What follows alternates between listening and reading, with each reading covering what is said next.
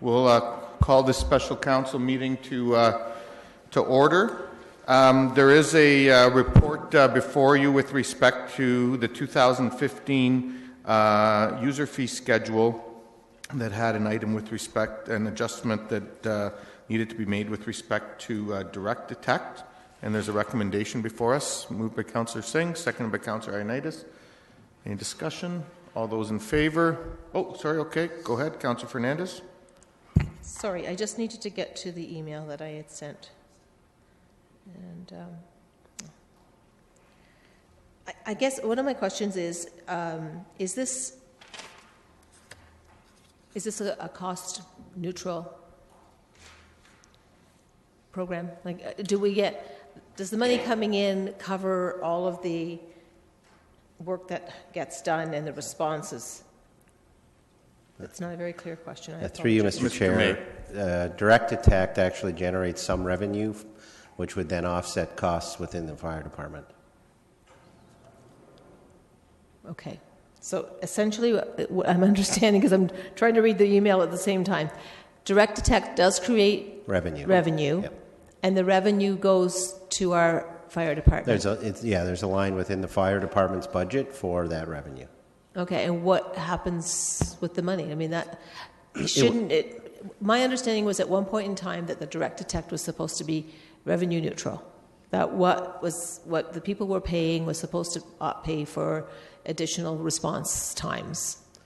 And through you, Mr. Chair, I don't have the figures with me. It's not a huge amount of money that we generate, but it certainly does offset some of the operational costs within the fire department. Okay. Mr. Hagee, you wanted to add something? I do have the numbers. So it generates about $80,000 of revenue is the budget for this year, and essentially that amount relates to commercial fees for it. So the residential side is essentially break even, and commercial generates a little bit of money, which helps reduce the overall tax rate. And maybe just to help, because I was around back when we actually implemented it way back in the beginning, part of it, Councillor Fernandez, was that those dollars also help cover the cost of the dispatch, and so there was a whole bunch of stuff that was happening around dispatch and other things at the time, and it was also going, like it was helping us manage some of those additional costs we were incurring at the time. Mm-hmm. Okay. Do we have a sense of what the response time is for direct detect? How many calls does direct detect get weekly, monthly, annually? How many of them are false alarms? Through you, Mr. Chair, I don't have any of those details. Okay. I guess I'm with the fact that there is an $80,000 revenue generated.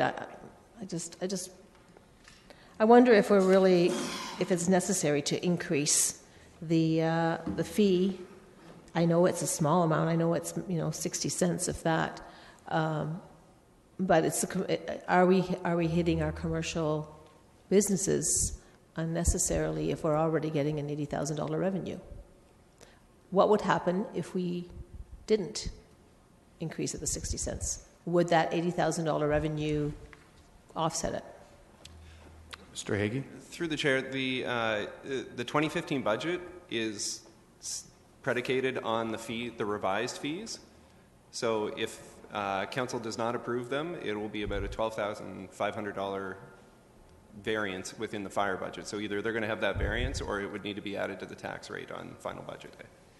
But if they have the $80,000 revenue, could you not offset that with? Could the $12,000 not be offset from that $80,000 revenue? The overall budget already includes that revenue that's being generated by fire. Okay. So any change in that would require either a budget change, or essentially when you pass the budget, you would have a chronic deficit of, a deficit of $12,500. Okay.